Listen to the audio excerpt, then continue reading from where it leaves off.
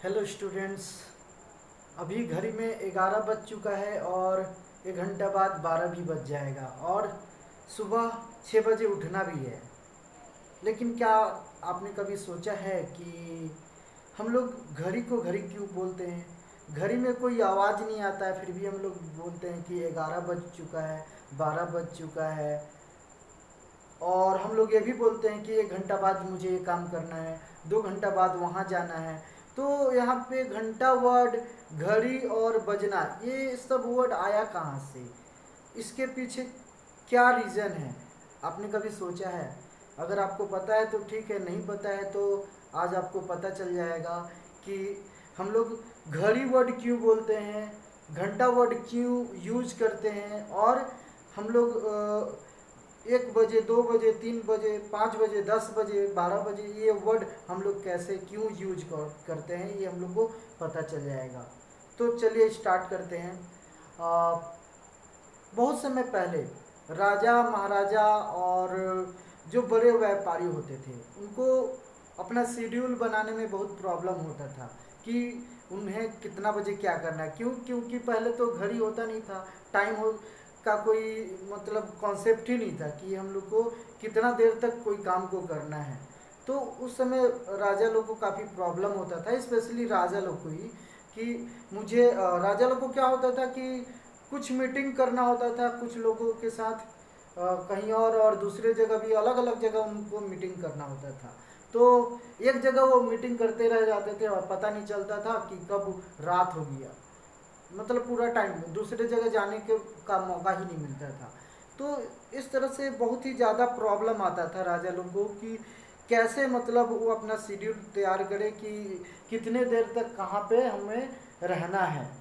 पहले बहुत लोग अलग अलग तरीका यूज करता था, लेकिन जो सबसे बेस्ट वे था ये जो टाइम मैनेजमेंट का, कि कितना देर क्या करना है ना, कहाँ पे कितना देर टाइम हम लोग को यूज़ करना है और दूसरे जगह कहाँ पे हम लोग को टाइम यूज़ करना है। मतलब उस समय टाइम, घड़ी, ये सब वर्ड था ही नहीं। तो राजा ने दिमाग लगाया।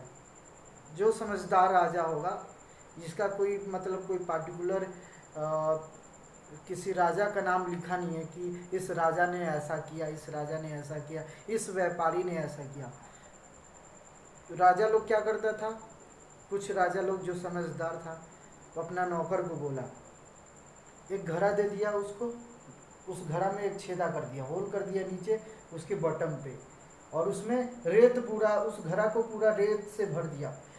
उस घड़ा में बहुत बड़ा नहीं, एक छोटा सा होल किया ताकि उससे रेत जो है काफ़ी स्लोली, एकदम धीरे धीरे धीरे धीरे उससे गिरे, लेकिन गिरे, है ना। और रेत भी जो दिया वो काफ़ी फाइन, ऐसा नहीं कि मोटा छोटा पतला, मतलब छोटा बड़ा नहीं, एक साइज का रेत जो है वो दिया ना।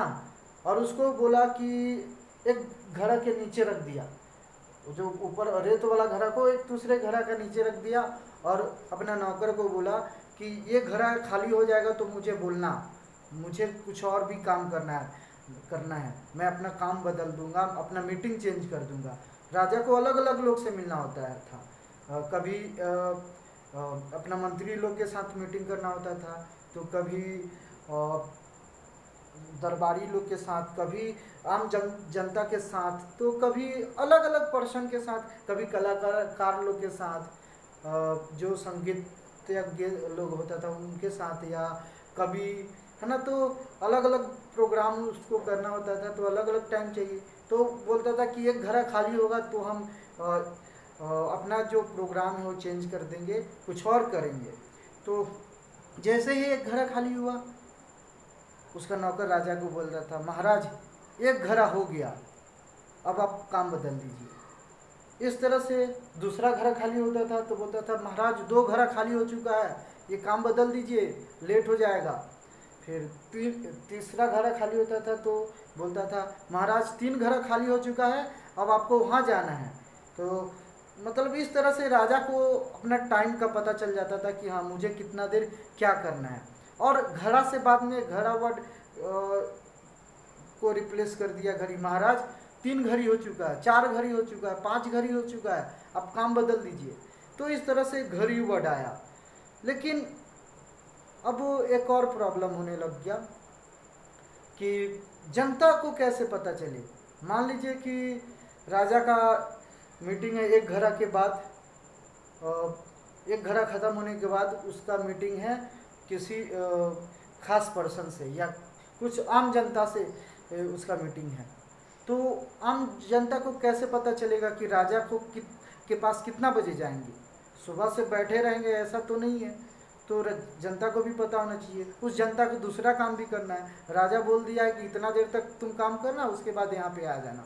और जब घड़ा बजेगा, घंटा बजेगा, मतलब वो टाइम बताया।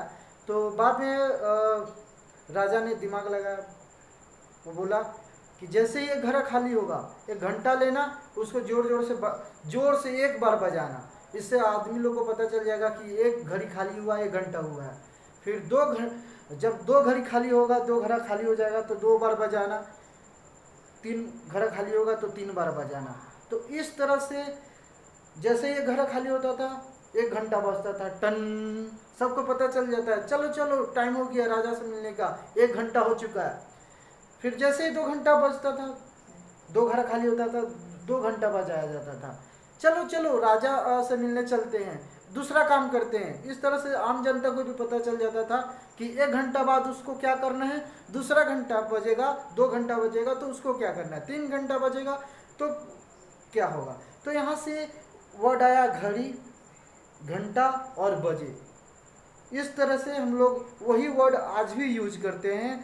घड़ी यूज, वो हम लोग टेक्निक छोड़ चुके हैं, काफ़ी डेवलप हो चुके हैं, लेकिन इंडिया में अभी भी वो जो वर्ड है यूज किया जाता है। हम लोग छोड़ते नहीं हैं उस वर्ड को, अभी भी तो सिंपली वही बोलते हैं। बहुत लोग इंग्लिश मीडियम में जो है वो थोड़ा सा चेंज हो गया, 1 आवर बोलता है, 2 आवर, इस तरह से मतलब 5 o'clock 6 o'clock उस तरह से वर्ड यूज करता है। लेकिन फिर भी 99% इंडियंस जो है अभी भी घड़ी, घंटा, बजे वर्ड यूज करता है। तो आप लोग को शायद समझ आ गया होगा कि ये जो घड़ी वर्ड है वो कहाँ से आया, घंटा कहाँ से आया और बजे कहाँ से वर्ड आया। आज के लिए इतना ही। Bye bye, have a nice day.